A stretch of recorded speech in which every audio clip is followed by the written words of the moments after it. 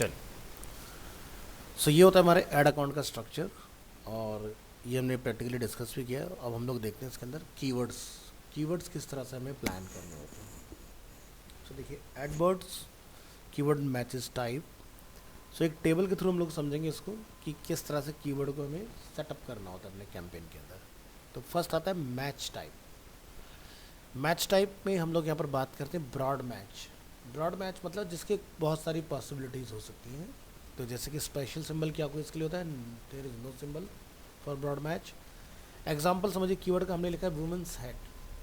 तो ये क्या क्या अपने अंदर कंटेन कर सकता है, include miss spellings, synonyms, related searches and other relevant variation. यानी कि हमने कीवर्ड लिखा था वुमेन हेड्स, बट अगर कोई लिखता है बाय लेडीज़ हेड्स तो वहाँ पर भी आपका ऐड डिस्प्ले होने के चांसेस बढ़ जाते हैं। ठीक है। ब्रॉड मैच मॉडिफायर यानी कि जो भी आपका कीवर्ड आपने बनाया है उसके आगे आप क्या लिखेंगे, प्लस का सिंबल, यानी कि वुमेन्स प्लस हेड्स, इस तरह से। तो इसका मतलब क्या हुआ, कंटेन द मॉडिफाइड टर्म और closer variation but not synonym. यानी कि वुमेन का लेडीज़ नहीं हो सकता, वुमेन वुमेन ही रहेगा। ठीक है, उसमें कोई चेंज नहीं होगा। और ऑर्डर कुछ भी हो सकता है, हमने लिखा है women's head but heads for women, अगर कोई सर्च करेगा तो भी आप डिस्प्ले हो जाएंगे। बात करते हैं फ्रेज मैच जिसको बोलते हैं कीवर्ड। तो यानी कि जो भी आपका कीवर्ड होगा वो कम्प्लीटली कन्वर्टेड कोट में होगा। अब ये एक फ्रेज की तरह ट्रीट किया जाएगा and close variation of that phrase, यानी कि बाय वुमेन्स हेड करके अगर सर्च करता है तो आपका डेटा दिखेगा, लेकिन अब कीवर्ड का कॉम्बिनेशन ब्रेक नहीं हो सकता है। ठीक है।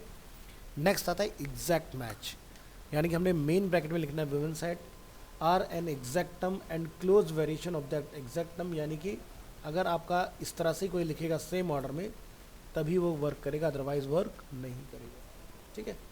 अब इसके आगे पीछे अगर किसी ने लिख दिया बाय वगैरह तो नहीं आएगा ये, अगर वुमेन्स हेड लिखा तभी ये डिस्प्ले होगा।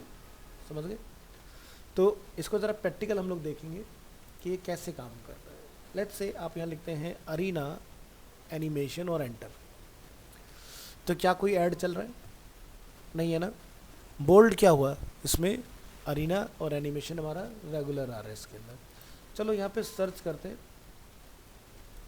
Graphic design course. ठीक है।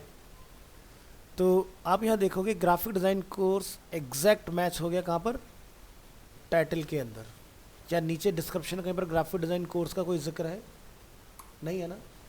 सो आपका टाइटल मैच हुआ। दूसरे वाले एग्जांपल में हम लोग देखें तो ये क्या है, क्लोज है, इसमें ग्राफिक डिज़ाइन कोर्स का कोई जिक्र नहीं है, ग्राफिक डिज़ाइनिंग यहाँ पर मैच हो रहा है। यानी कि ये इसके यहाँ देखोगे ग्राफिक डिज़ाइन एग्जैक्ट मैच नहीं हो रहा है, क्लोज वेरिएशन है, वर्क कर रहा है। तो इस तरह से चीज़ आती है। तो जहाँ एग्जैक्ट मैच होगा वो चीज़ आपको अलग तरीके से हाईलाइट हो जाएगी। इसी तरह से अगर आप लिखते हैं एनिमेशन INS स्टूडेंट दिल्ली और हम यहाँ से रन करते हैं, तब आप यहाँ देखोगे क्या आ रहा है, एनिमेशन कीवर्ड मैच हो रहा है, इंस्टीट्यूट का सिनोनिम क्या हो सकता है, ट्रेनिंग हो सकता है। तो यहाँ पर इस तरह से आपको दिखाई दे रहा है। तो ये अब एग्जैक्ट मैच पर नहीं है, ये क्लोज वेरिएशन पर काम कर रहा है ना। तो जहाँ कीवर्ड आपके प्रॉपर मैच होते हैं तभी आपको चीज़ें ढंग से दिखाई देती हैं। ठीक है। तो ये चारों मतलब समझ में आए। ब्रॉड मैच यानी कि सिनोनियम्स भी हो सकते हैं, ब्रॉड मैच मॉडिफायर यानी कि कॉम्बिनेशन आगे पीछे होके भी आपका ऐड दिखाई देगा, फ्रेज मैच जिसके आगे या पीछे लिखने पर भी आपका ऐड दिखाई देगा, एग्जैक्ट मैच में एग्जैक्ट लिखोगे तभी आएगा, नहीं तो नहीं आएगा।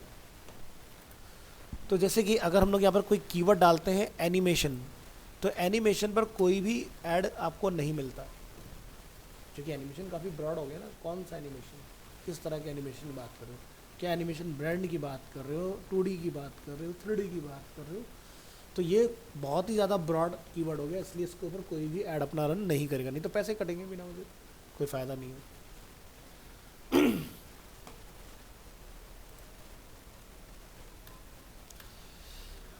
सो negative keywords in Google ads. So ये क्या करते हैं, इम्प्रूव्ड CTR यानी कि क्लिक थ्रू रेट आपका काफ़ी इंक्रीज़ हो जाएगा, improved conversion rate and improved quality score. तो यानी कि जो आपका ब्रॉड कीवर्ड होता है उसके अंदर नेगेटिव कीवर्ड भी एक्सेप्ट हो जाते हैं। अब गूगल एड्स का पावर क्या है ज़रा वो समझिए। Google ads and power of search. देखो कोई भी पर्सन अगर गूगल रन करता है अपने फ़ोन में या फिर अपने कंप्यूटर के अंदर, तो वो टाइम वेस्ट करने के लिए तो नहीं कर रहा है। डेफिनेटली आपकी कोई क्वेरी होगी, कोई आंसर होगा जो आप चाहते हो गूगल से। सो क्या है, people do not go to Google to waste time. क्योंकि अगर आपको टाइम वेस्ट करना है तो आप इंस्टाग्राम पर जाते हो, फेसबुक पर जाते हो, यूट्यूब पर जाते हो, ओटीटी प्लेटफॉर्म पर जाते हो, गूगल पे तो नहीं जाओगे। गूगल में ऐसा कुछ एंटरटेनिंग है ही नहीं, है ना। So people go to Google when they want something like information, services, product, entertainments, and etc. So search volume of a particular keyword remains consistent over the time or can increase in some cases. So अगर 2022 तक के हम लोग data की बात करते हैं, so Google gets 3.5 billion searches per day इतना गूगल पर सर्च होता है। You are meeting your customer half the way, conversions and quality is higher, intent is clear so that interest and demographic doesn't matter, कि लोगों का interest है या नहीं है। बट इसी के उलट अगर सोशल मीडिया देखा जाए, वो चलता है टोटल इंटरेस्ट के ऊपर। आपका इंटरेस्ट किस में वो दिखाता है। गूगल इंटरेस्ट पर नहीं चलता है, गूगल चलता है नीड के ऊपर। ठीक है, कि भाई तुम्हें कोई चीज़ चाहिए तो तुरंत उसके लिए दिखा। जैसे आपने कहा जूसर मिक्सर तुरंत आ जाएंगे, है ना, वो कहता है तुरंत खरीदो। वहाँ पर आपका इंटरेस्ट बिल्ड होता है, तब जाके आपके पास ऐड पहुँचता है कि लाइक आपको कोई कॉस्मेटिक ब्लॉग्स बड़े पसंद आ रहे हैं, रील्स बड़ी पसंद आ रही हैं, अब तुम्हें जो कॉस्मेटिक ब्रांड होंगे वो प्रोडक्ट दिखाना स्टार्ट कर देंगे। सो वहाँ पर टाइम लगता है, यहाँ पर टाइम नहीं लगता है। यहाँ बात होगी भैया ये देखो और ये ले लो, सीधी चीज़। Every Google Ads campaign is an asset and over the time it will give you better conversion. अब ये कैसे काम कर रहा है, assets क्यों बोलते हैं इसको, कि मान लो आज एक आपने XYZ कंपनी स्टार्ट की और आपने इसका गूगल एड्स स्टार्ट किया, तो क्या होता है कि गूगल एड्स को अगर आप थ्रू आउट 24/7 एक मिनिमलिस्टिक बजट के साथ अगर चला के रखते हो, तो आपका जो एल्गोरिदम है प्रोडक्ट को लेके वो ट्रेंड रहेगा और आपकी रैंक को मेंटेन रखेगा।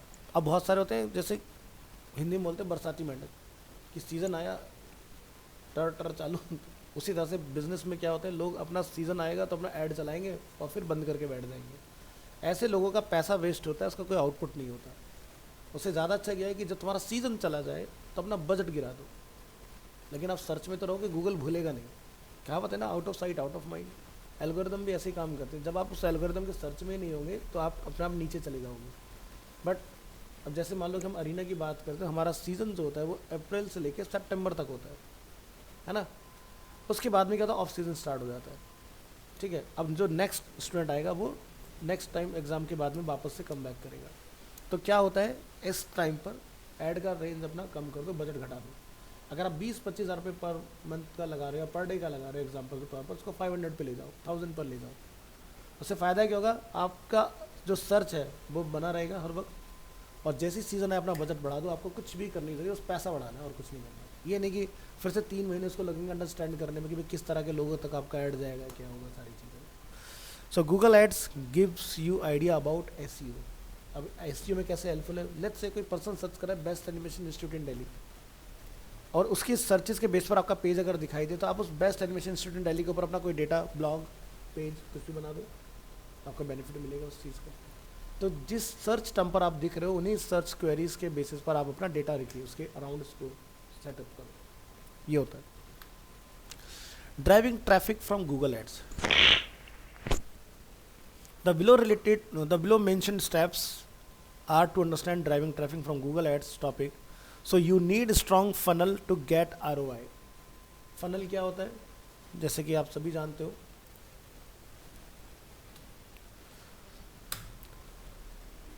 दिस इज़ अ फनल, यानी कि एक ब्रांड है जो अलग अलग सोर्सेज से यूज़र को लेके आ रहा है, लेकिन उसको एक पॉइंट से गुजारता है और एक स्पेसिफिक जगह पर लेके जाता है। ठीक है, सो स्ट्रॉन्ग फनल क्या हो सकते हैं, जैसे कि आपका गूगल एड्स।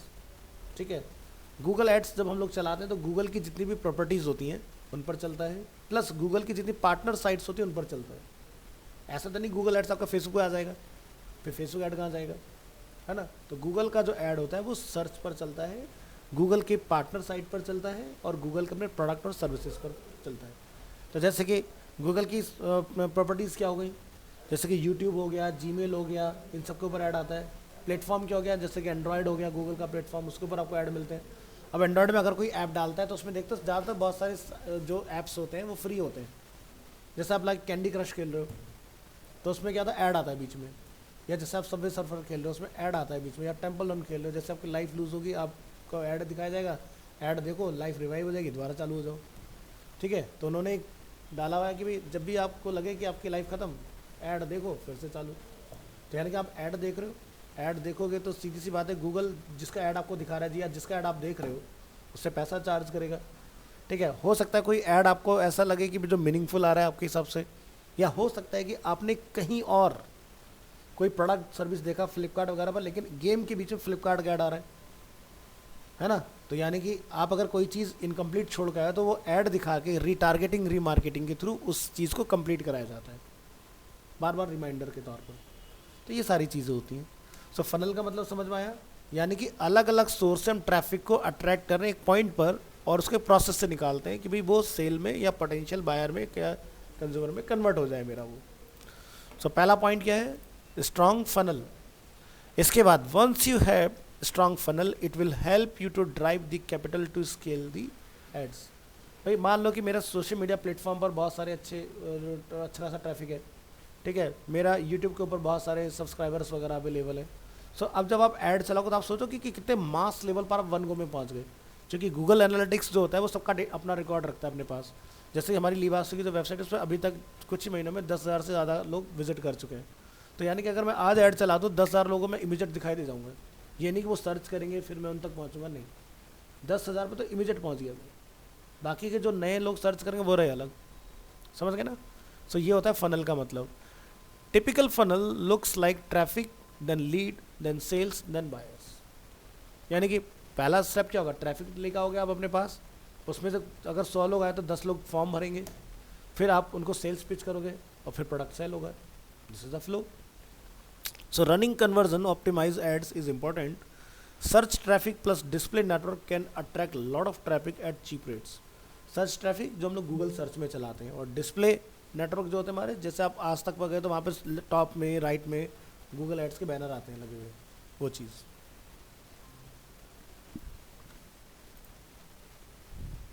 चलिए, सो डिस्प्ले नेटवर्क में और सर्च ट्रैफिक में हमें कम रेट में ज़्यादा माइलेज क्यों मिल जाता है, क्योंकि देखो अगर आपको कोई ऐड दिख रहा है, जब तक हम उसको क्लिक नहीं करते हमसे गूगल कोई भी चार्ज नहीं लेता। जैसे ही क्लिक होगा तभी आपसे एक चार्ज डिडक्ट किया जाएगा उस चीज़ का।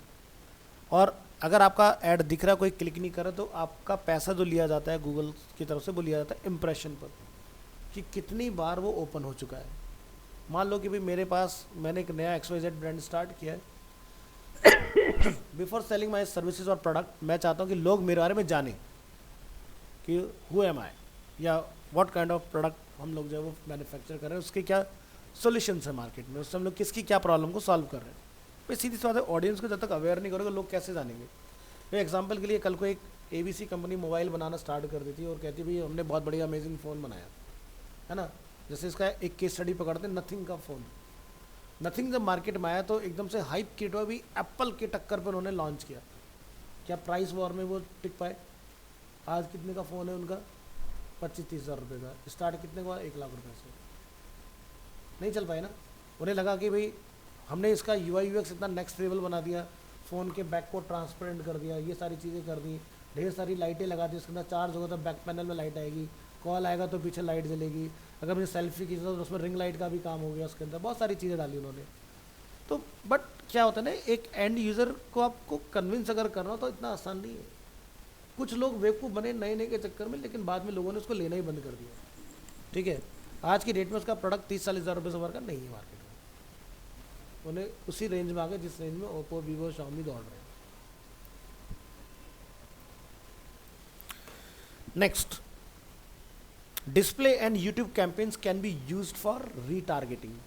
मतलब आपने नोटिस किया होगा कि जब आप किसी वेबसाइट पर जाते हो, कुछ सर्च करते हो, कुछ लेने वाले होते हो, लेकिन एंड मोमेंट पर छोड़ देते हो, तो आप इसके बाद सोशल मीडिया पे जाओगे या आप किसी वेबसाइट को चलाओगे तो वो ऐड आपको वहाँ दिख रहे होंगे, या सजेस्टेड प्रोडक्ट आपको वहाँ पर दिख रहे होंगे।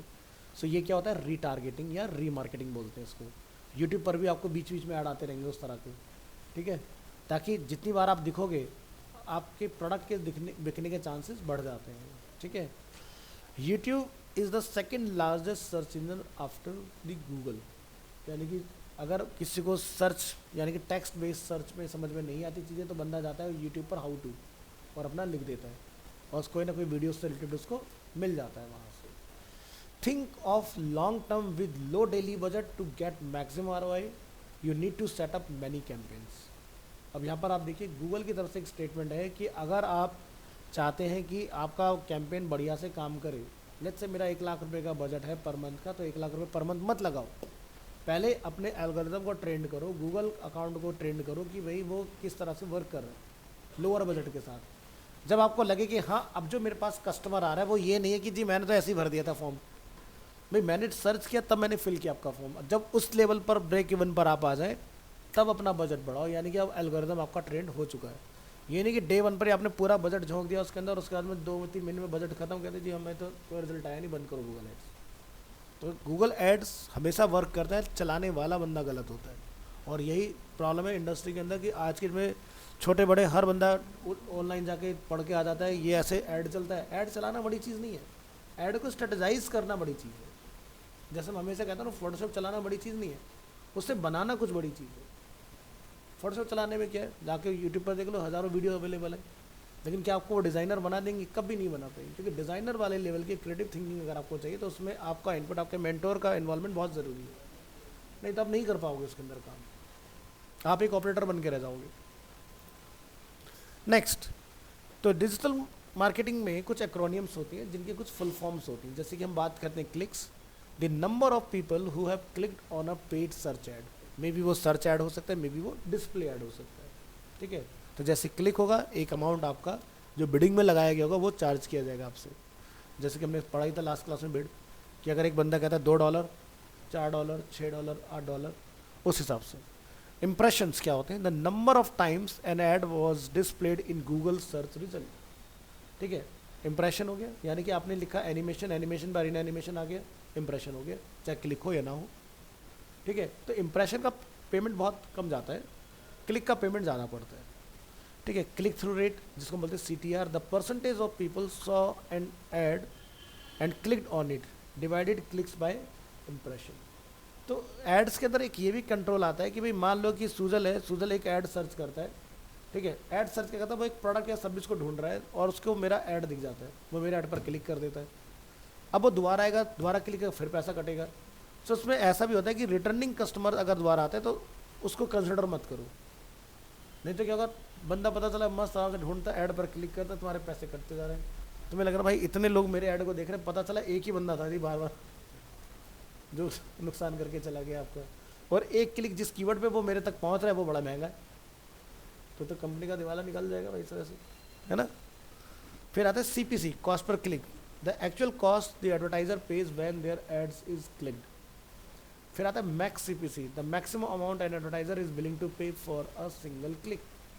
तो यानी कि जब हम लोग बिडिंग करते हैं किसी भी कीवर्ड के ऊपर, 4-5 लोग अगर हैं तो सब लोग अपनी अपनी बिड बताएंगे भी मैं इस पर कितना कितना पे करने के लिए तैयार हूँ, ठीक है। तो जैसा कि लास्ट क्लास में आपको ये मिथ क्लियर हो चुका है कि जो टॉप पर आ रहा है वो ज़्यादा पे करके नहीं आ रहा है, वो अपनी क्वालिटी कंटेंट की वजह से टॉप पर रैंक कर रहा है। आता है फिर नेक्स्ट कॉस्ट पर मिलियंस, यानी कि CPM, the cost an advertiser pays per 1000 views, यानी कि जैसे ही 1000 हुए आपसे एक अमाउंट चार्ज कर लिया जाएगा, वो 100 रुपये भी हो सकता है, 1000 रुपये भी हो सकता है, कुछ भी हो सकता है, डिपेंड करेगा आपके उस पर्टिकुलर वीडियो में क्या है या उस डिस्प्ले में क्या है कंटेंट। नेक्स्ट आता है SERP, search engine result page, the page that displays the results when completing a Google search. तो सो मैनी लिंक्स ओपन होते हैं, जैसे लिखा रीन एनिमेशन, तो कुछ लिंक आएंगे, फिर कुछ लोकल SEO आएंगे, इस तरह की चीज़ें आपको देखने के लिए मिलेंगी।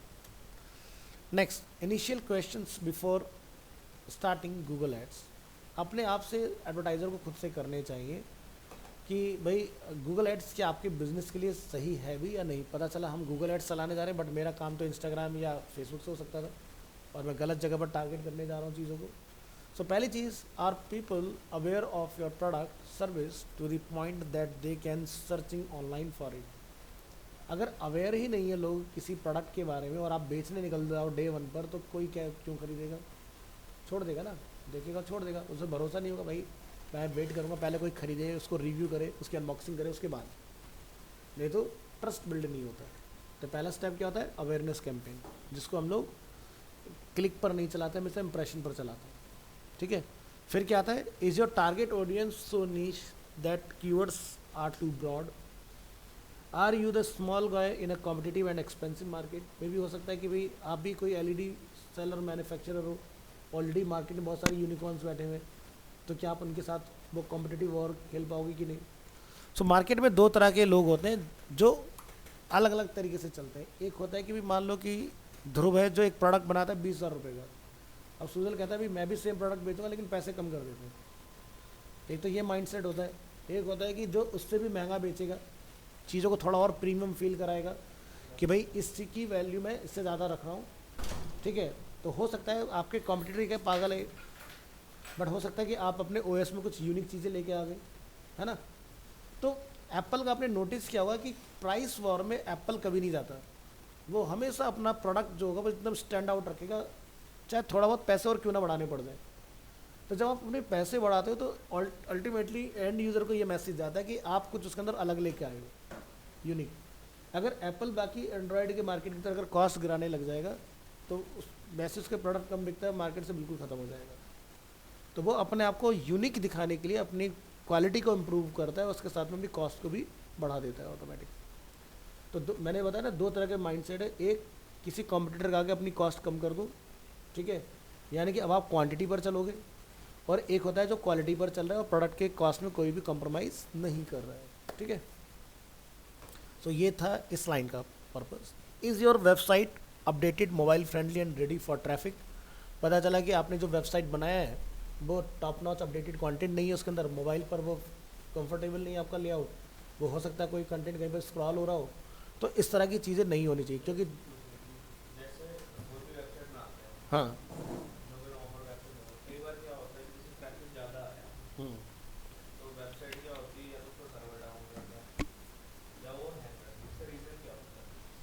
देखो क्या होता है कि जब आप कहीं से होस्टिंग खरीदते हैं तो आपको एक मिलती है बैंडविड्थ, कि आप कितना बैंडविड्थ यूज़ कर सकते हो। तो जनरली अमूमन आपने देखा होगा कि आपको 500 GB से लेकर 1 TB का एक नॉर्मल सर्वर के ऊपर बैंडविड्थ दिया जाता है।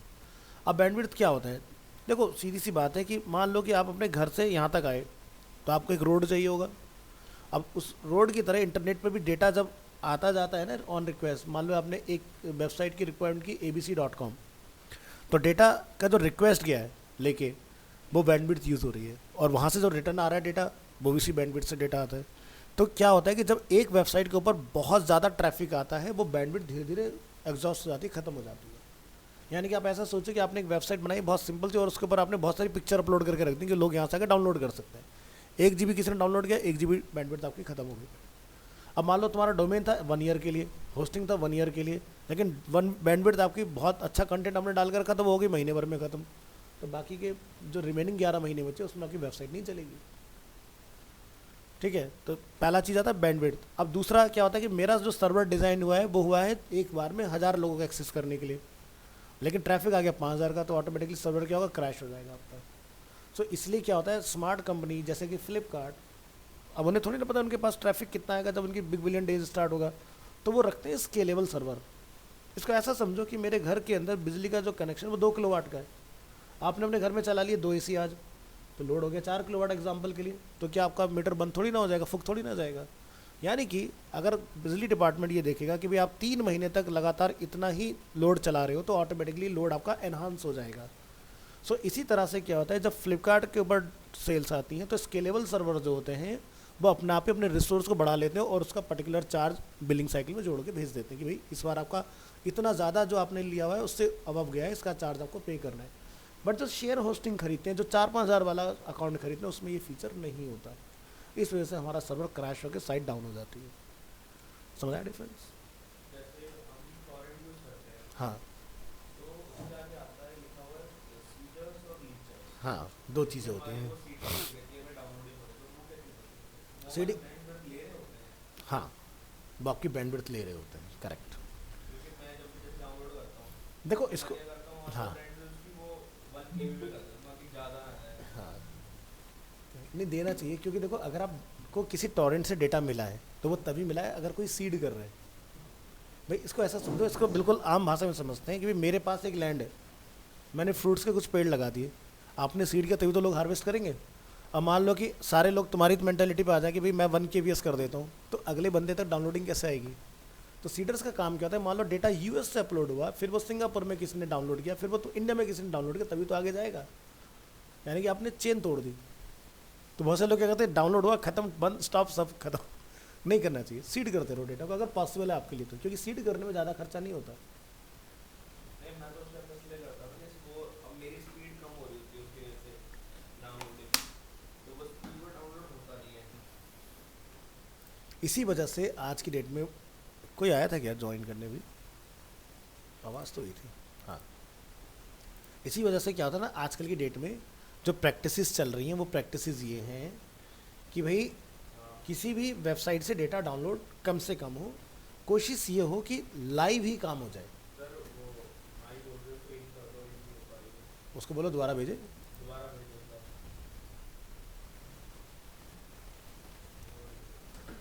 तभी मुझे आवाज़ आई थी ना, वो चली गई छोड़ के। ये ऑटोमेटिक में नहीं होता ना, हाँ, या आप करते हो? ऑटोमेटिक होता है, लेकिन अगर मैं स्टेप पर नहीं हुआ तो नहीं होगा, मुझे स्टेप पर जाना पड़ेगा तब होगा वो ऑटोमेटिक।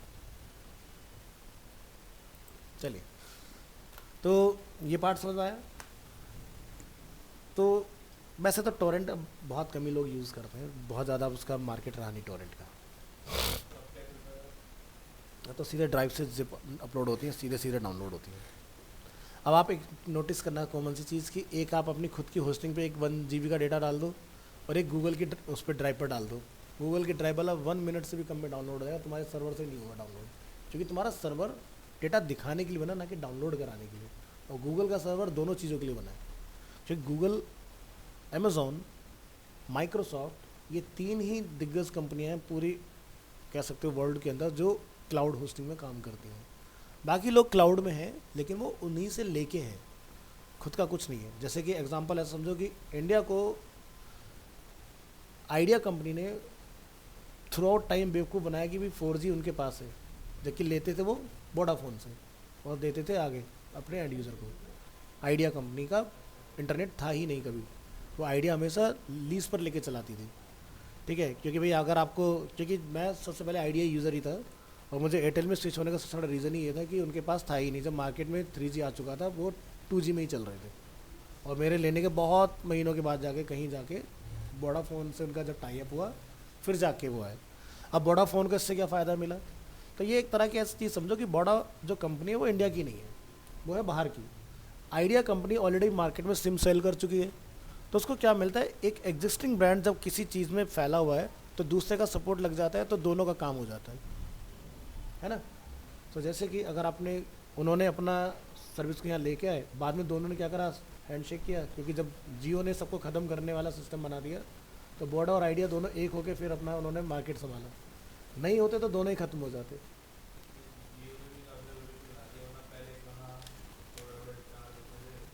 भाई मैं तो कहता हूँ हिंदुस्तान में सभी के हाथ में फ़ोन ही रिलायंस की वजह से आया।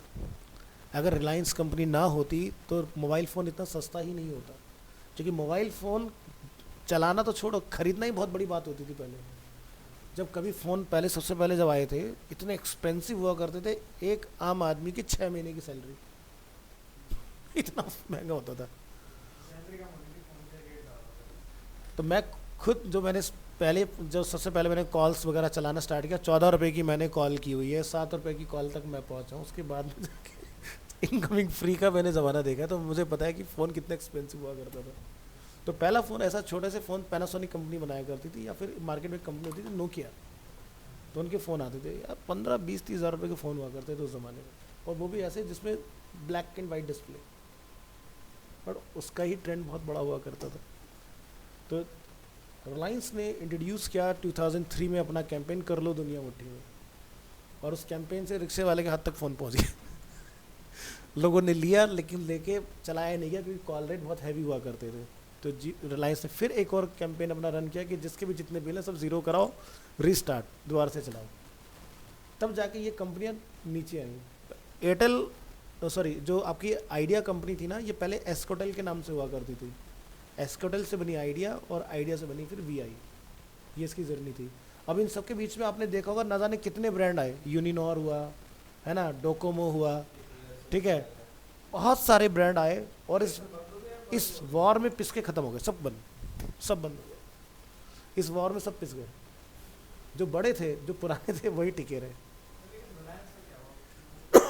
रिलायंस चलेगी अपने कैपिटल लॉस में, क्योंकि जब ये इनका दोनों ब्रदर्स का सेग्रीगेशन हुआ ना, उसमें इनका नुकसान हो गया। क्योंकि पहले तक क्या था, दो लोगों का एक आउटपुट था, दो दिमाग का, फिर दोनों हो गए अलग अलग। तो देखो, जो अलग हुआ छोटा भाई वो कहाँ पहुँच गया, जो बड़ा भाई था वो आज कहाँ है। तो आज वो डेप्थ में चल रहा है, यानी कि हज़ारों करोड़ का उसके ऊपर लोन है, कर्जा है जो उसको चुकाना है। वो बस उसने अपना को क्या करा, बैंकक्रप्ट अनाउंस किया दुनिया के सामने और बच गया। तो आज के डेट में अगर बड़ा भाई है तो वो छोटे भाई की वजह से, ताकि बड़े की वजह से। तो उसी को उन्होंने रिवाइव किया। तो आपको याद होगा, बहुत पहले जब आप कभी ट्रैवल करते थे बड़े बड़े हाईवे के ऊपर, तो आपको रिलायंस के फ्यूल स्टेशन दिखाई देते थे। फिर वो बाद में जब देखा होगा वो आपने, जाते हो तो जियो के आपको फ्यूल स्टेशन दिखाई देते हैं, क्योंकि सर दूसरे भाई ने अपना जियो का टेलीकॉम स्टार्ट किया था, बड़े भाई का था रिलायंस के नाम से, आरकॉम। नाम बड़ा अमेजिंग था। आर मतलब रिलायंस मीन्स भरोसा, ट्रस्ट। उस चीज़ पे उन्होंने बहुत अच्छा प्ले किया इंडिया के अंदर। तो उनकी स्ट्रैटेजी हमेशा एकदम नेक्स्ट लेवल रही है। और बस एक जो उनकी जो बिजनेस स्ट्रैटेजी वो बड़ी खतरनाक है, यानी कि जो भी मेरा कॉम्पिटिटर इस फील्ड में उसको ख़त्म कर दो, ये इनकी बड़ी खतरनाक स्ट्रैटेजी है। सोचो, एयरटेल जैसी कंपनी जो दिग्गज कंपनी है, वो भी भारतीय एयरटेल नहीं बचती अगर एयरटेल जियो से पहले नहीं होता। उसके बचने का सिर्फ और सिर्फ एक ही रीज़न था, क्योंकि जियो से पहले एयरटेल का बहुत सारी लोकेशन पर ऑलरेडी क्या थे, टावर्स थे, ठीक है, सिग्नल ट्रांसमिट जो करते हैं। और जब जियो अपना 4G और 5G लेके आया, तो जियो के पास और टावर लगाने की जगह नहीं थी। उसने बहुत ट्राई किया, लेकिन ट्राई जो एक रेगुलेटरी कंपनी, उसने साफ बोल दिया कि नया टावर तो नहीं लग सकता। तो फाइनली 10 नहीं 1,000 करोड़ रुपीज़ जियो ने पे किया एयरटेल को कि भाई मेरे भी सिग्नल्स अपने ट्रांसपोंडर से ट्रांसमिट करवा दो। तब जाके इनका शेक हैंड हुआ, बात बनी आपस में। तो जियो का याद होगा, पहले 4G की स्पीड बड़ी ज़बरदस्त आती, जो 5G के बराबर की आपको दिख जाती थी। तो उसको इन्होंने कम करवाया कि अगर लगवाना है तो स्पीड घटाओ, नहीं तो नहीं। तो इसलिए अब जियो पिट गया उस चक्कर में। नए टावर लगा नहीं सकते, अलाउड ही नहीं है, पुराने भी करना। अब जियो में कुछ नहीं बचा, क्योंकि वो रिस्ट्रिक्शन लग गई ना, ये चीज़ है। नहीं तो भारतीय एयरटेल एकदम रोड पे आने वाली थी कुछ ही टाइम। फिर भी देख लो उसका, अभी भी उसके एक एक करके चीज़ें बिकी रही हैं। अभी विंक म्यूजिक बिक गया उसका, ख़त्म।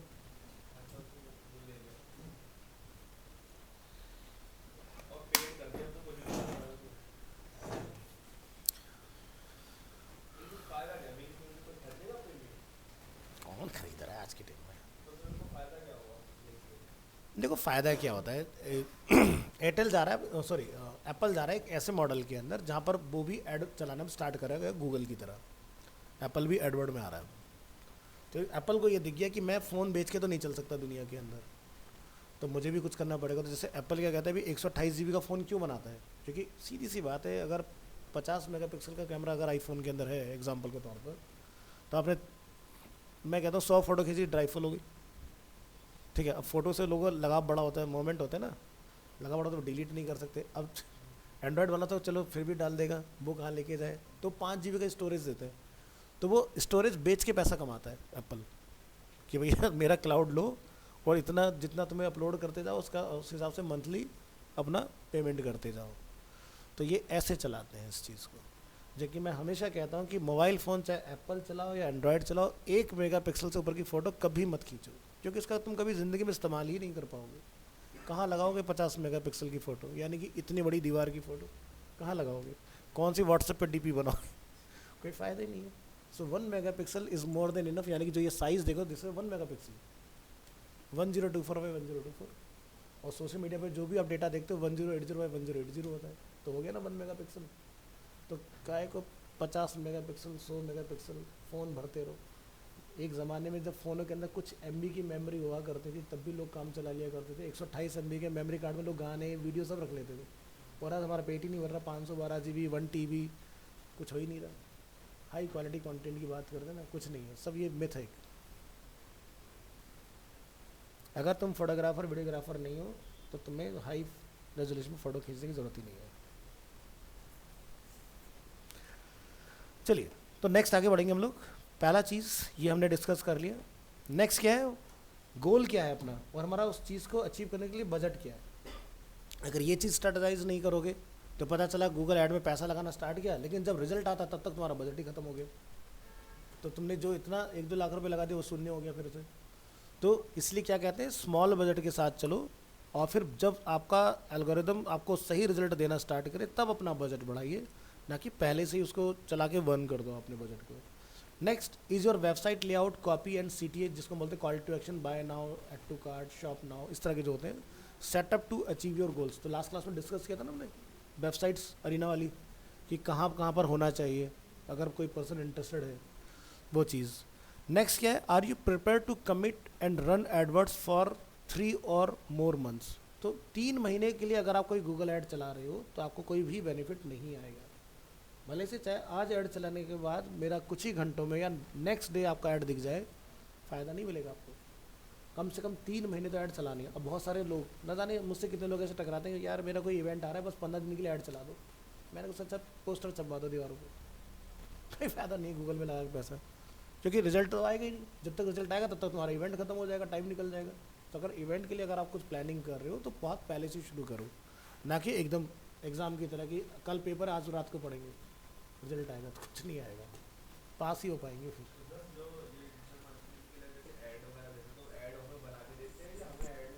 देखो, ऐड के क्रिएटिव हमें बन के मिलते हैं, ठीक है। अगर ऐड का क्रिएटिव भी क्लाइंट नहीं दे रहा तो क्रिएटिव के चार्जेस एक्स्ट्रा लिए जाते हैं। मान लो इसको ऐसा समझो कि अगर एक पर्सन ने सब कुछ मुझे दिया, क्रिएटिव भी दिया, कॉपीराइट भी दिया, मुझे सब कुछ दिया, अब क्या होगा उसके बाद जब मैं ऐड चलाने जाऊंगा, मान लो लाख रुपए क्लाइंट कहता है मैं पे करने के लिए तैयार हूँ, तो मेरी उसमें जो सीधी सीधी इनकम है 15,000 रुपये है, क्योंकि ऐड का 15% ही एडवर्टाइज़र को पे किया जाता है। तो 1 लाख रुपये का आपका जो आएगा वो 15,000 रुपये आएगा, ठीक है, 15% जो होगा। तो यानी कि 1 लाख रुपये के ऐड में सिर्फ और सिर्फ 15,000 रुपये की इनकम है, ऐसा समझो। तो ऐड में हमें बहुत ज़्यादा बेनिफिट नहीं आता है, और ऐड में सरदर्दी ज़्यादा है, क्योंकि मान लो कि भाई पंकज ऐड चलाता है, सूजल क्लाइंट है, सूजल ये उम्मीद करेगा पंकज ने ऐड चला दिया, देख गया भाई मेरे पास लीड नहीं आ रही, वो तो यही चाहेगा ना भाई कल से मैजिक हो जाए, पैसा ही पैसा होगा, क्लाइंट ही क्लाइंट, लीड ही लीड हो जाए मेरे पास। अब सूजल को तो पता नहीं कि भाई 3 महीने का टाइम लगेगा, और सूजल ने दिए 1 लाख रुपये, यार 3 लाख रुपये लगाने के बाद कुछ होगा नहीं, यार बंद कर दो मेरा ऐड।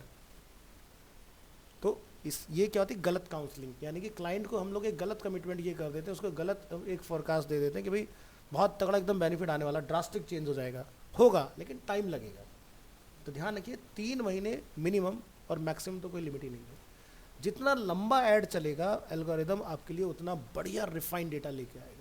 और लोग क्या करते हैं, 3 महीने ऐड चलाया, बंद कर दिया, फिर चलाएंगे, फिर बंद कर देंगे, तो आप अपना खुद ही अकाउंट ख़राब कर रहे हो, कोई फ़ायदा नहीं है। सो जब नीड ना हो, बजट बिल्कुल मिनिमलिस्टिक कर दो, 100 रुपये से भी ऐड चलाया जा सकता है पर डे से। अगर आप कोई बिजनेस करो 3,000 रुपये कुछ भी नहीं है देखा जाए तो, एटलीस्ट आपकी सर्चेस तो बनी रहेंगी। और कल को आपने बिल्कुल ही ज़ीरो कर दिया, जैसे ही आपका ऐड बंद होता है, इसको हिंदी में कहावत बोलते हैं, गधे के सर से सिंह गायब, ऐसे ही आप गूगल की सर्च में से गायब हो जाओगे, क्योंकि आप जो अभी तक दिख रहे थे वो गूगल में पेड ऐड से दिख रहे थे। जैसे पेड ऐड बंद, आप इनविजिबल। तो इसलिए ऐड बंद नहीं करना चाहिए। या फिर आपका ऐसा होना चाहिए मॉडल कि आपका जो SEO है वो इतना स्ट्रांग है कि वो बाद में चीज़ों को संभाल ले जब आपका ऐड बंद हो जाए। अब SEO भी अच्छा नहीं है, ऐड भी बंद कर दिया, तो वेबसाइट का फ़ायदा क्या। तो जैसे कि मैं आपको हमेशा दिखाता हूँ, मिक्सर जूसर लिखता हूँ, फ्लिपकार्ट का एक भी ऐड नहीं आता, लेकिन फ्लिपकार्ट पेड ऐड के तुरंत नीचे रहता है। क्यों? क्योंकि वो SEO में लीड कर रहा है, तो उसे पेड एडवर्टाइजमेंट की ज़रूरत नहीं है, वो ऑटोमेटिक ऊपर आएगा, ठीक है। क्योंकि अमेज़ॉन बाद में ऑपरेट हुआ, उससे पहले फ्लिपकार्ट ने अपनी जड़ें बहुत मजबूत कर ली थी, ठीक है। सो अमेज़ॉन लोगों के डिवाइस में आपको कम मिलेगा, फ्लिपकार्ट आपको सबसे ज़्यादा मिलेगा। बात करते हैं creating an ads account. So creating an adwords account is easily done in just 4 simple steps. आपको जाना है ads.google.com, अपनी एग्जिस्टिंग ईमेल आईडी से साइन अप कर लेना है अपना, और आपको एक्सेस मिल जाएगा गूगल एड्स का। Enter the URL for the business that you want to advertise for, like arenaanimationindia.com, ये हमारा डोमेन नेम हो गया, हमें इसके लिए एडवर्टीजमेंट करना है। And create your first campaign.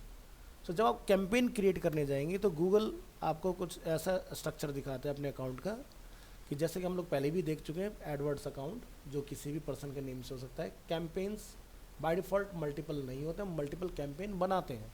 First अपने कैंपेन बनाना है, देन ऐड ग्रुप, और उसके अंदर ऐड टेक्स्ट और कीवर्ड। एक ऐड टेक्स्ट पर 4 से ज़्यादा कीवर्ड नहीं लगाने चाहिए। बहुत सारे लोग क्या गलती करते हैं कि बहुत सारे नंबर ऑफ कीवर्ड लगा देते हैं। एक ऐड में 10 कीवर्ड लगाने का मतलब है कि गूगल को आपने कंफ्यूज कर दिया कि हम किस बारे में बात कर रहे हैं। तो जो भी 4 कीवर्ड आप लगाएंगे वो एक दूसरे को कॉम्प्लीमेंट करते हैं, कॉन्ट्राडिक्ट ना हो कि पता चला ऐड है मेरा ग्राफिक डिजाइनिंग, उसमें मैंने लिख दिया वेब डिजाइनिंग, उसमें लिख दिया मैंने एनिमेशन, उसमें लिख दिया मैंने VFX। आएगा क्या? अब मान लो VFX तो तुम्हारा ऐड आ भी गया, बंदा ढूंढ रहा था ग्राफिक डिजाइनिंग, खुल रहा है उसके अंदर VFX, तो क्या हो गया? इररिलेवेंट ऐड हो गया। तो यानी कि जो भी आप कैंपेन के अंदर ऐड बनाएंगे उसमें 4 कीवर्ड लगेंगे, चारों कीवर्ड एक ही उसको स्पेसिफिक सब्जेक्ट के रिगार्डिंग है। ग्राफिक तो मतलब ग्राफिक, वेब तो मतलब वेब, एनिमेशन मतलब एनिमेशन। बहुत ही क्रिस्टल क्लियर होनी चाहिए चीज़ें, कोई कन्फ्यूज़न नहीं होना चाहिए इस चीज़ के अंदर।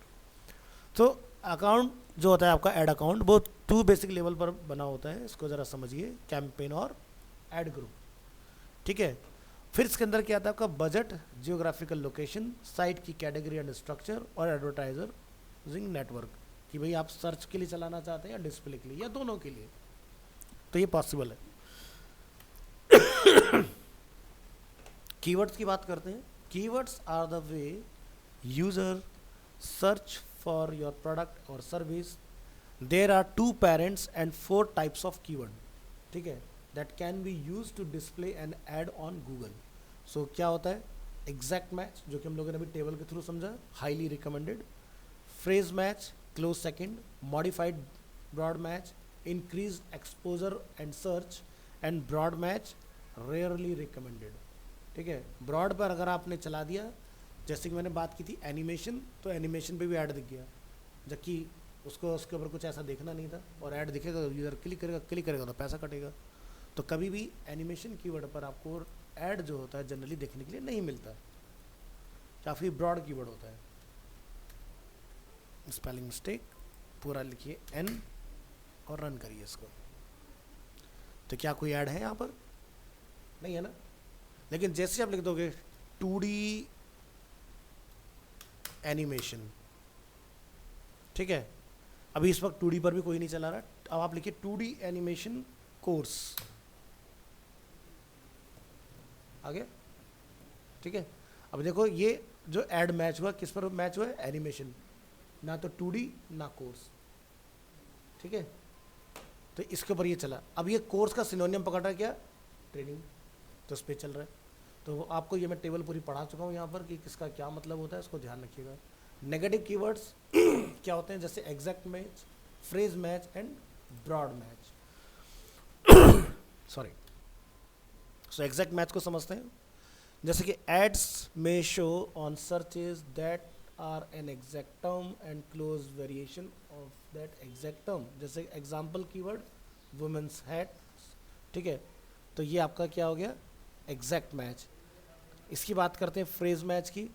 सो एग्जैक्ट मैच मतलब कि अगर आपने जो लिख दिया, अगर वही सेम फ्लो में बिल्कुल एज इट इज अगर सर्च में आएगा तभी आपका ऐड दिखेगा, अदरवाइज आपका ऐड नहीं आएगा। फ्रेज मैच, इसमें हमने लिखा जैसे वुमेन्स हैट, बट किसने लिख दिया बाय वुमेन्स हैट, तो भी आपका ऐड आ जाएगा, ठीक है। ब्रॉड मैच, हमने लिखा plus women's plus hats, hats for women, यानी कि कीवर्ड को आगे पीछे शफल करके भी आपको सर्च किया जा सकता है, ठीक है। तो ये 3 करने चाहिए, ब्रॉड मैच नहीं। Broad match, modifier, phrase match, exact match, ये 3 सबसे ज़्यादा यूज होते हैं, ब्रॉड नहीं। ब्रॉड मतलब वैनिटी कीवर्ड, जिसके अंदर सो मैनी पॉसिबिलिटीज़ है कि भाई क्या, जैसे भाई मैं एक पर्सन हूँ जो शू मैन्युफैक्चर करता है। अब शायद ही ऐसा कोई होगा जो एकदम स्टार्टिंग में हर तरह के शूज़ में डील करता हो, भाई फॉर्मल, कैजुअल, स्पोर्ट्स, हर तरह की चीज़ें, ठीक है। तो जब आप शुरुआत करो तो पर्टिकुलर किसी कैटेगरी में करोगे। अब आपने लिख दिया कि भाई मैं एक XYZ ब्रांड हूँ और मैं ऑनलाइन शूज़ सेल कर रहा हूँ। अब एक बंदा बाहर जाता है, कौन सा वाला है? अब आपका दिख रहा है शूज़ के ऊपर, आपने कीवर्ड लगा दिया, बंदा ढूंढ रहा है स्पोर्ट्स शूज़, आप बना रहे हो फॉर्मल शूज़, पैसे कट गए, यानी कि वैनिटी कीवर्ड। तो ऐसा काम नहीं करना है जिसमें उल्टा आपका ही नुकसान हो जाए।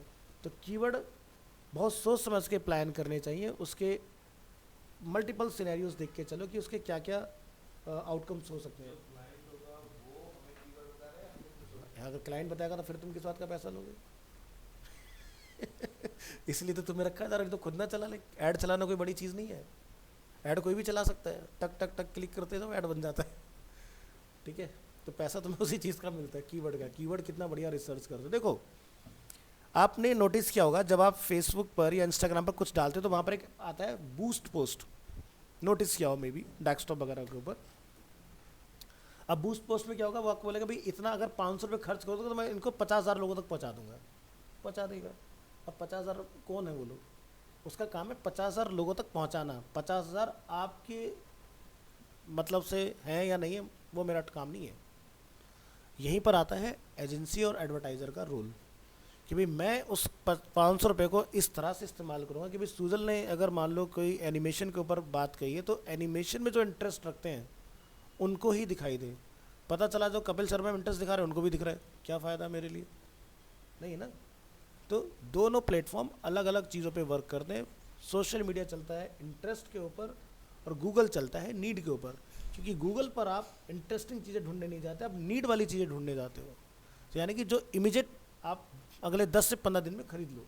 सोशल मीडिया आपका जो दिखाता है चीज़ों को वो दिखाता है इंटरेस्ट के बेसिस पर। पहले आपका इंटरेस्ट बिल्ड होगा, जिन चीज़ों में आप इंटरेस्ट शो करोगे उसी से रिलेटेड आपको डेटा दिखेगा, फिर उसी के बीच में वो उस तरह के प्रोडक्ट्स आपको ऐड में डाल के दिखाए जाएंगे। सीधा सा फंडा है। तो डिजिटल मार्केटिंग बहुत आसान भी है और अगर इसकी कोर में जाओगे तो बहुत कॉम्प्लिकेटेड भी है। ठीक है,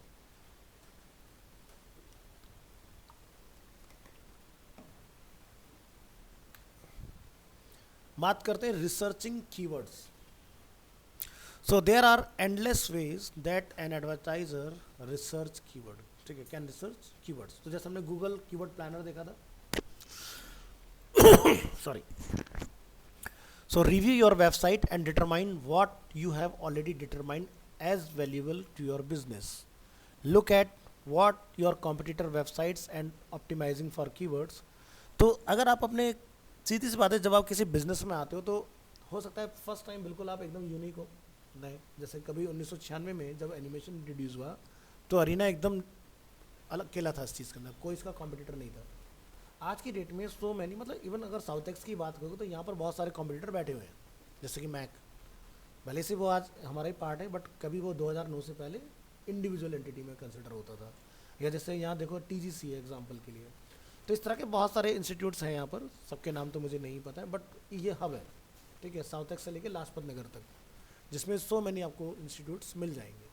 तो पॉइंट ये है कि अगर आप ये देख रहे हैं कि सर्च करने पर आप पेड से ही ऊपर आते हो लेकिन ऑर्गेनिकली आपका पेज नहीं आता है, तो इट मीन्स कि मुझे अपनी वेबसाइट के लिए बहुत अच्छे कीवर्ड्स वगैरह के लगाने पड़ेंगे और उसके लिए मुझे कंटेंट भी लिखना होगा। अमूमन लोग ये सोचते हैं कि वेबसाइट के अंदर 10, 20, 30 पेज बना दिया और काम हो गया, ऐसा नहीं होता। आज की डेट में गूगल ने जब से अपने नए नए बॉट्स बनाए हैं SEO के पॉइंट ऑफ व्यू से, तो गूगल बहुत क्लियर है, कहता है कि भाई एक वेबसाइट के अंदर 30 पेज आपने बना के 1 साल तक चला रहे हो, मैं आपको टॉप में नहीं रखूँगा। ब्लॉग का सेगमेंट बनाओ, उसके अंदर नया नया कंटेंट लिखो उन 30 पेज से रिलेटेड, तब आपके लिए मैं सोचूंगा कि मुझे कहाँ स्टैंड कराना है आपको। यानी कि आज की तो खाली वेबसाइट बना के लाइव कर देना और SEO में रैंक करना नॉट पॉसिबल, क्योंकि कंटेंट पुराना होता जाएगा ना। आज आपने टॉप की रैंक अचीव भी कर लिया बट क्या होता है, टॉप तक पहुँचना आसान है, टॉप पर मेनटेन रहना बहुत मुश्किल है। जो कोई दूसरा आएगा जो आपके कॉम्पिटिटर होगा वो आपके कीवर्ड को देखेगा और उससे अच्छा कोई कीवर्ड बना के ले आएगा और आपको नीचे कर देगा। तो आप 1 महीने हो सकता है टॉप पर आ रहे हो, दूसरे महीने पर सेकंड पर पहुंचोगे, हो सकता है सेकंड मंथ के एंड होते होते आप सबसे नीचे पहुंच जाओ। तो इसलिए क्या होता है, SEO के अंदर वीकली एक्सरसाइज होती है। आपको हर हफ्ते ये देखना है कि मेरा कॉम्पिटिटर क्या कर रहा है, उनको रडार पे रखना है। रडार पे रखने के लिए हमें उनके लिए पेड टूल लगते हैं, जैसे कि ऊवर सजेस्ट होता है, शैमरस होता है, HREF होता है, काफ़ी एक्सपेंसिव टूल है। और इसके अंदर आप क्या करते हो, अपने टॉप जो कॉम्पिटिटर्स हैं उनको लिस्ट कर देते हो। भाई मेरा नीचे वाले से कोई मतलब नहीं, मेरा इन लोगों से मेन हेड ऑन टक्कर है। अगर ये ऊपर जाएँ तो मुझे मेरा रडार तुरंत बता दे भाई एक नया कीवर्ड आया है, इसके ऊपर तुम्हें काम करने की ज़रूरत है, इसको कैसे बीट करोगे। तो सीधी सी बात है, अगर आप यूज़ कर रहे हो तो वही सेम टूल वो लोग भी यूज़ कर रहे होंगे। तो उनका बस डिपेंड करता है बंदा कितना तगड़ा उधर से लिखने वाला, जो कीवर्ड पे डेटा को रैंक कराएगा। सो SEO चलता है ईयर्स ऑफ एक्सपीरियंस के बेसिस पर। SEO ऐसा नहीं कि आज आप सीख लोगे और आप एकदम चकदे फट्टे कर दोगे, ऐसा नहीं है। क्योंकि आपको पहली चीज़ ये कि सर्चर एंड यूज़र कैसे ढूंढ सकता है, उसके कितनी पॉसिबिलिटीज़ हो सकती हैं, उस पर चलते हैं। तो बहुत सारी साइट्स में आप लोग देखते हो कि कई बार हमें लगता है बड़ा अनोइंग सा है कि एक ही पेज के अंदर सारी सिटीज़ भर दी उन्होंने। एग्जाम्पल के तौर पर स्विगी, स्विगी में आते हैं। अब स्विगी क्या कहता है कि भाई हम यहाँ पर इनकी जो स्टेटमेंट आती है लिखी हुई गूगल के अंदर, order food online from India's best food delivery service, है ना। अब फूड डिलीवरी सर्विस में भाई स्विगी अपने आप को ये लिख रहा है, अब क्या जोमेटो कहाँ गया फिर, है ना, फासोस कहाँ गया फिर, ईटश्योर कहाँ गया फिर, आपका डोमिनोज वगैरह सब क्या करेंगे, यही तो कर रहे हैं। बट अब ये बात करें भाई हम इंडियाज़ की बेस्ट, तो इन्होंने क्या करा भाई कि हम हर जगह पर हाईलाइट हों, तो अवेलेबल क्या लिखा ना, बैंगलोर, गुड़गांव, हैदराबाद, दिल्ली, मुंबई, पुणे, उसका पूरा हिंदुस्तान उन्होंने यहाँ ले लिया नीचे। ठीक है, लैंडिंग पेज पर सारी सिटीज़ आ गई, पूरा हिंदुस्तान आ गया यहाँ पर। अब कोई सर्च करे स्विगी इन आदिलाबाद, मिल जाएगा, क्योंकि कीवर्ड आ गया ना यहाँ पर उस पर्टिकुलर जगह का। तो ये लोग इस तरह से, अब बहुत सारे लोग तो पूरा खुला रख देते हैं इस तरह से। अब इन्होंने क्या करा भाई, वेबसाइट बुरी ना दिखाई दे तो इन्होंने इसको स्मार्टली हाइड करके रखा हुआ है, तो पेज की हाइट भी कम रही और हमारा कीवर्ड भी इनविजिबल मोड में यहाँ पर। तो गूगल फ्रंट एंड नहीं देख रहा है, गूगल तो कोड में ढूंढ रहा है ना भाई, तो कोड के अंदर बहुत सारा डेटा रखा हुआ है अपना, उसके अंदर डायनामिक तरीके से, क्योंकि पेज पूरा डायनामिक बना हुआ है।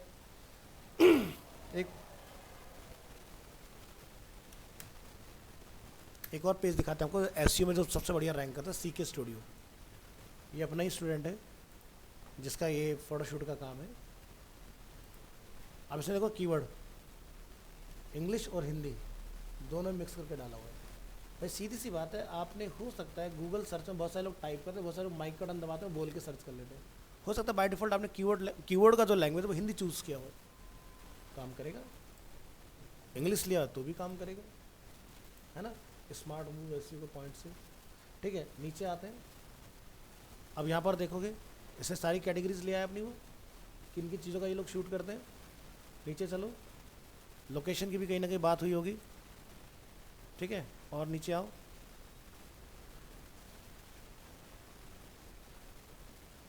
है ना, डाली हुई है ना।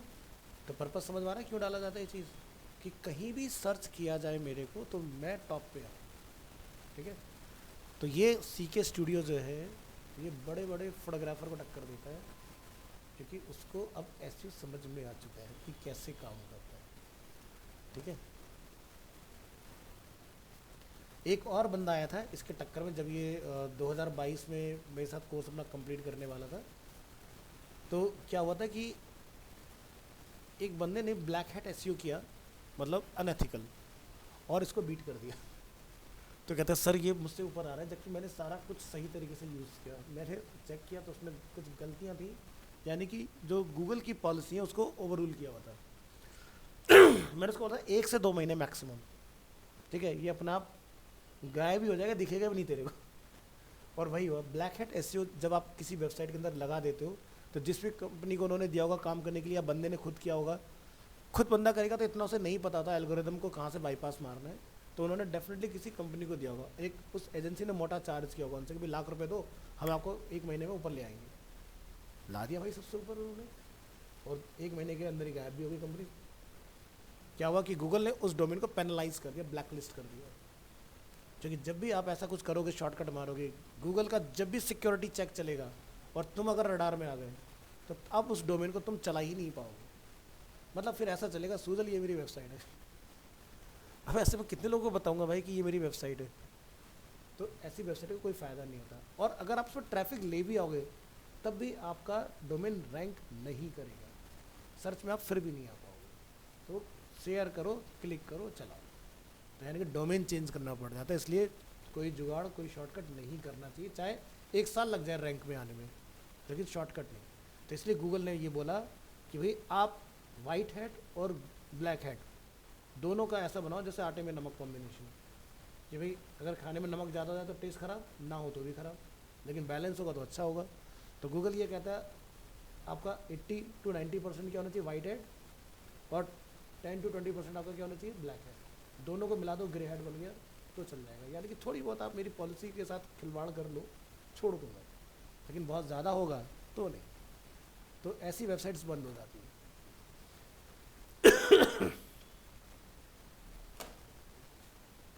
तो जनरली ये प्रैक्टिस आपको अच्छे ब्रांड्स में मिल जाती है कहीं ना कहीं देखने के लिए, जो मैंने आपको फुटर वाला पार्ट दिखाया।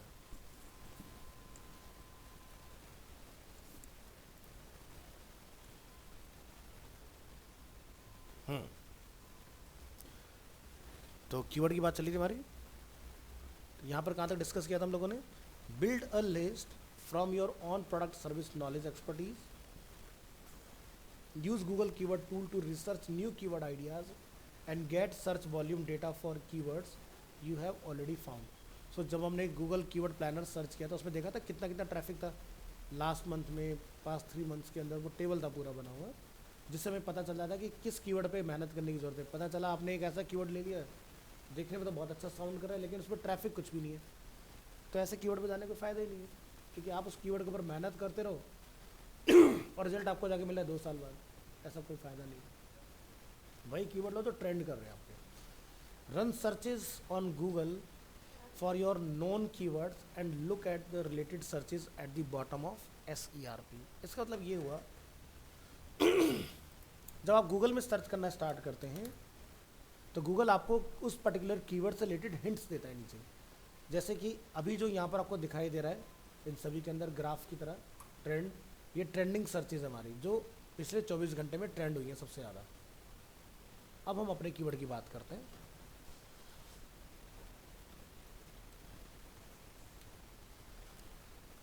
समझ में आ गया? यानी कि यहाँ पर गूगल मुझे क्लियरली हिंट दे रहा है कि अगर आप एनिमेशन कोर्सेज में डील करते हो तो आपने इन चीज़ों के ऊपर कंटेंट बनाना है, इन कीवर्ड्स को यूज़ करना है। सीधी सी बात है। करियर कोर्स की जब बात आती है तो 10+2 के बाद की बात हो गई, तो क्या लिखा रहा है? तो सबसे ज़्यादा लोग ये सर्च करते हैं, तो इसको पकड़ो, इसके ऊपर काम करना स्टार्ट करो। फीस के बारे में लोग जानना चाहेंगे, डेडिकेटेड एक पेज बना दो फीस के नाम से। समझ आ रहा है? ऐसे काम करना होता है। तो जो भी आपका प्रोडक्ट है या सर्विस है उसको सर्च करो और गूगल क्या दिखा रहा है उसके बेसिस पर अपना स्ट्रक्चर बिल्ड करो। ये नहीं कि जो मन आया अपनी तरफ से, तुम्हारी पसंद क्या है वो मैटर नहीं करती। जैसे हम लोग होते हैं ना जब ग्राफिक डिज़ाइनिंग सीख रहे होते हैं, अगर आप कोई डिज़ाइन बनाते हो आप अपनी पसंद से बनाते हो, पसंद पे मार्केट नहीं चलता मार्केट चलता है नीड के ऊपर कि मार्केट की नीड क्या है। ठीक है, आप चला रहे हो 2020 के कलर, मार्केट चल रहा है 2024 के कलर के ऊपर, तो कलर का भी ट्रेंड होता है कि किस ईयर में कौन सा कलर इस्तेमाल हो रहा है। ऐसा नहीं कोई भी जो कलर तुम्हें पसंद आया बनाया उठाया एडोपर से लगा दिया, ऐसा नहीं होता। बहुत दिन लग गए जब इमेज जो हम लोग बना रहे हैं उसी के अंदर से कलर ही और लगा दिया, ऐसा नहीं होता। हर साल के ट्रेंडिंग कलर्स अलग आते हैं, जैसे कि ट्रेंडिंग कलर्स इन 2024, क्योंकि ऑलमोस्ट हम लोग एंड पर हैं।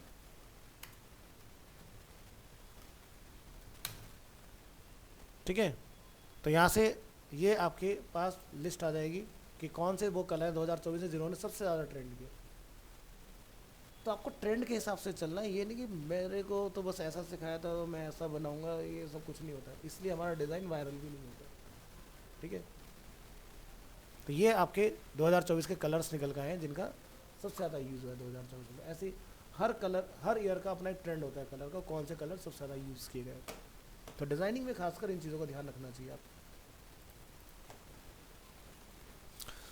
तो कीवर्ड रिसर्च का कॉन्सेप्ट क्लियर, तो आपको कहीं भी भटकने की ज़रूरत नहीं, गूगल कीवर्ड प्लानर में भी जाने की ज़रूरत नहीं। जो मैंने आपको तरीका बताया वो सबसे वन ऑफ द बेस्ट और फाइनेस्ट तरीका है कीवर्ड को ढूंढने का। अपने प्रोडक्ट और सर्विस को लिखिए और एंड यूज़र के पॉइंट ऑफ व्यू से लिखिए, आपको गूगल अपना आप हिंट देगा। वो टॉप 10 कीवर्ड आपको मिल गए, उनको एक्सपोर्ट कर लो, अपने ले जाके एक्सेल के अंदर सेव करते जाओ, तो उससे बढ़िया तरीका। या फिर स्क्रीनशॉट लो और इमेज टू टेक्स्ट कन्वर्टर चलाओ, सारे टेक्स्ट में कन्वर्ट काम करता है।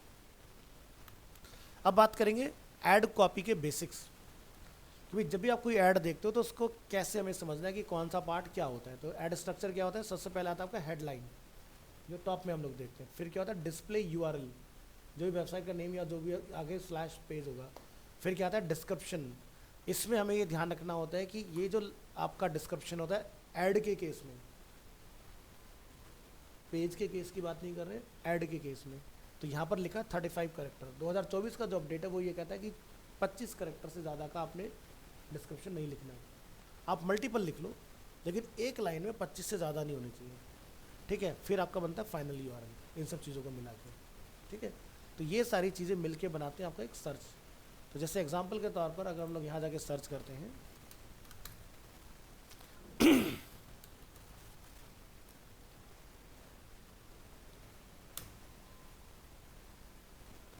तो यहाँ पर आप देख रहे हो स्पॉन्सर ऐड है। तो यहाँ पर क्या है, आपका टाइटल अवेलेबल है, यूआरएल अवेलेबल है, ठीक है। इसके अंदर एक मिनट दीजिएगा जरा, सॉरी, ठीक है। तो ये एक है इस तरह से। अब जो बहुत अच्छा ऐड माना जाता है उसमें क्या बोलते हैं कि भाई जैसे ये आप देख रहे हैं डिजिटल मार्केटिंग कोर्स, तो इसके अंदर हमारे पास क्या क्लिकेबल्स भी हैं, जैसे कि बुक डेमो क्लास या फिर गेट कोर्स ब्रोशर, इस तरह की चीज़ें। अब सीधी सी बात है, जब गेट की बात आई तो ब्रोशर ऐसे तो दे नहीं होंगे, तो ये आपसे आपका नंबर लेंगे, आपका नेम लेंगे, ईमेल आईडी हो सकता है ले लें आपसे, और उसके बाद में जैसे आप सबमिट करेंगे उसके अगेंस्ट आपका ब्रोशर डाउनलोड हो जाएगा। तो आपको ब्रोशर मिल गया, उनको एक लीड मिल गया उसके अगेंस्ट, और वो फिर उस लीड के बेसिस पर आपको कांटेक्ट करेंगे, है ना। ये सिस्टम होता है। तो जब भी हम लोग कोई ऐड बनाए तो उसके नीचे इस तरह के ट्रिगर्स होने चाहिए आपको। अगर ऐसा कुछ है, बहुत अच्छा ऐड बना जाता है। बात करेंगे राइटिंग ऐड कॉपी।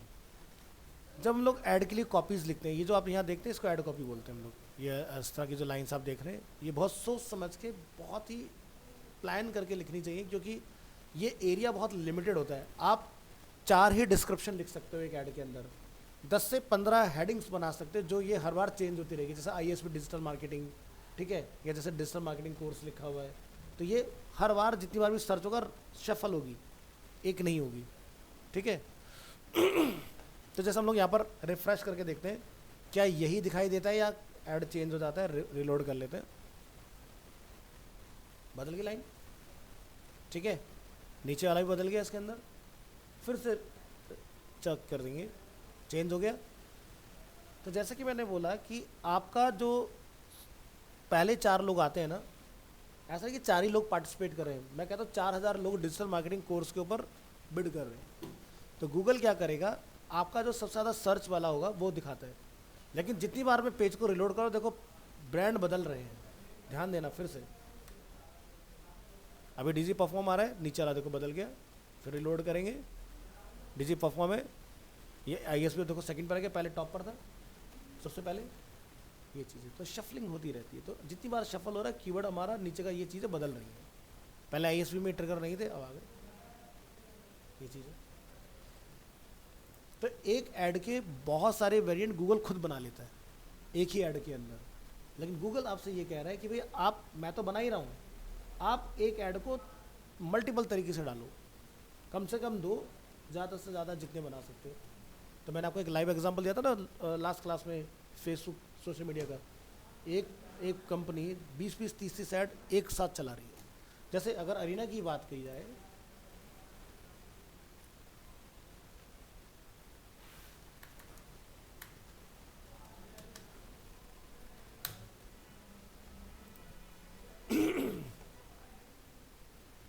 यहाँ पर बोलेंगे all ads in India, brand name is Arena Animation. चलिए, नंबर ऑफ एड्स 27, जो कि नवंबर में ही लॉन्च हुए। सारे ऐड आपको एक्टिव दिखाई दे रहे हैं, ठीक है। अब इसमें क्या है भाई, देखो सीधी सी बात है, हो सकता है किसी पर्सन के इंटरेस्ट के अकॉर्डिंग VFX हो, तो उन्होंने उसके लिए अलग बना दिया, किसी का कुछ डिफरेंट हो अलग बना दिया, मल्टीमीडिया को लेके। इस तरह से अलग अलग ऐड आपके सबके बंदों के इंटरेस्ट के अकॉर्डिंग चेंज होकर दिखाई देते रहे। और सभी के अंदर एक अपना CTA अवेलेबल है, जैसे contactors, contactors, contactors, apply now, इस तरह से, ठीक है, ये चीज़ें। फिर ये देखो अक्टूबर के कितने ऐड हमारे चल रहे हैं, है ना। तो ये चीज़ें चलती रहती हैं। बहुत सारे ब्रांड होते हैं जो 6-6 महीने पुराने एड्स भी मेंटेन करके रखते हैं।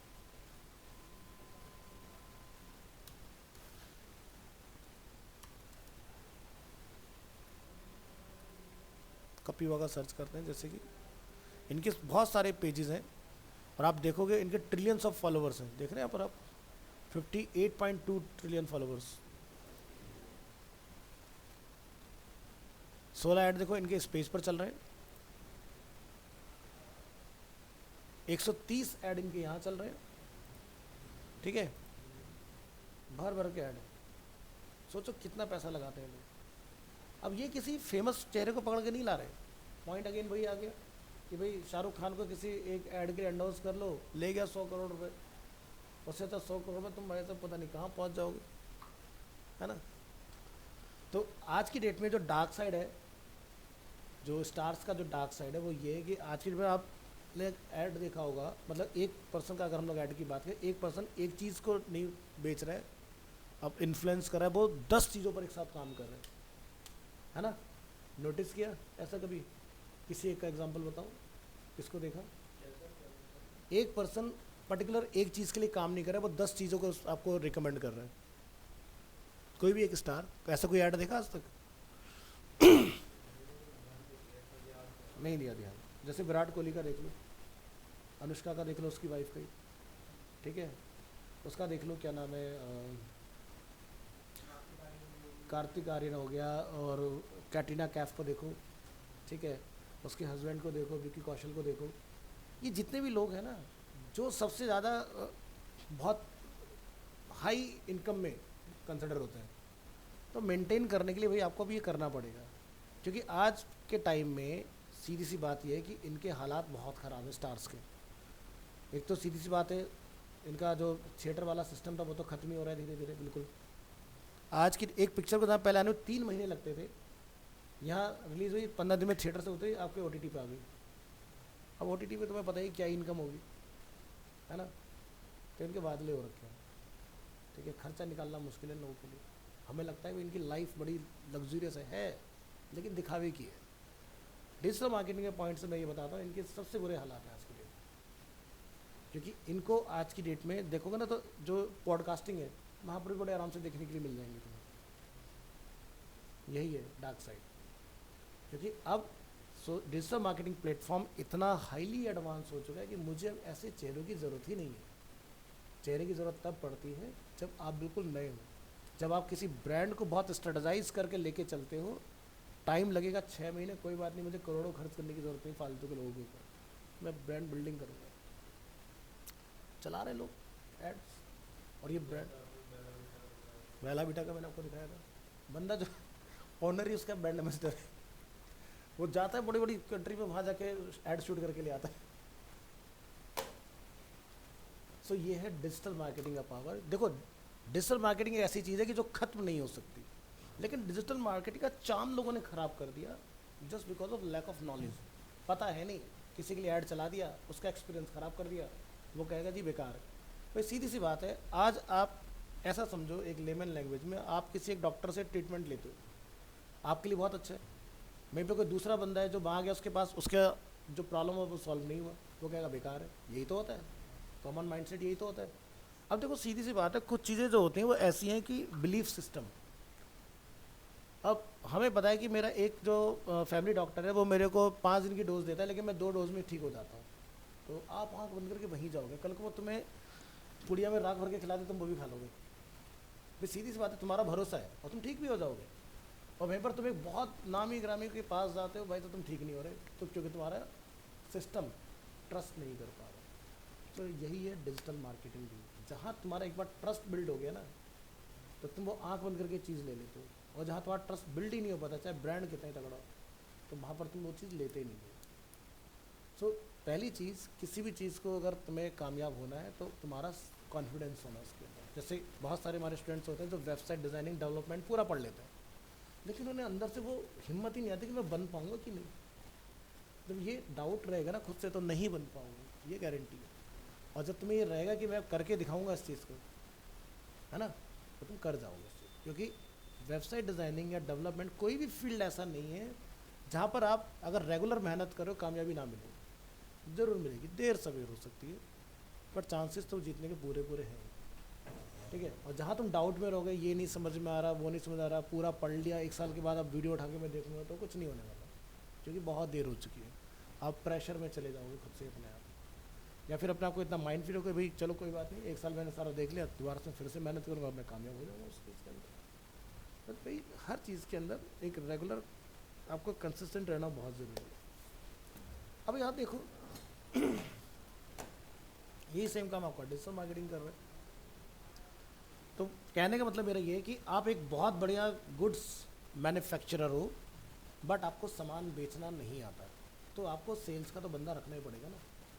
भाई आपके पास दुकान बहुत अच्छी है कपड़े की, एग्जांपल के तौर पर, लेकिन वहाँ पर जो बेचने वाला बंदा है, जो दिखाने वाला बंदा है, अगर वो इंटरेस्टिंग नहीं होगा तो सामान नहीं बिक पाएगा। लाला जी तो अपने गले पे बैठे होते हैं, लड़का जो बाहर गया, अरे बहन जी आई, अरे मैडम आप इतने दिन बाद, अरे ये 2 और लेके दे, देखो नया डिज़ाइन आया, तो चिपका दिया ना उसने।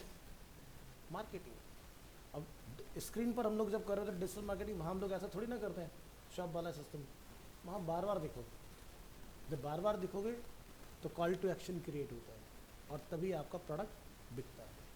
ठीक है। ऐसे स्टार्टिंग में कंट्री डिलाइट का आया था ना, उतनी बार ऐड आ गई ना सर, मेरे को भी वापस मंगा के देख ही लेता हूँ ये कैसा है। अब ये मेरे को बेकार लगा। कंट्री डिलाइट ने खुद फेलियर से सीखा, उसने माधुरी दीक्षित बड़े बड़े लोगों को उसने लिया, और उसके बाद उसे समझ में आ गया भाई कुछ नहीं रखा इनके चेहरे में। क्योंकि अल्टीमेटली आम यूज़र को ये पता है कि क्या माधुरी दीक्षित कंट्री डिलाइट से दूध मंगा के पीती है,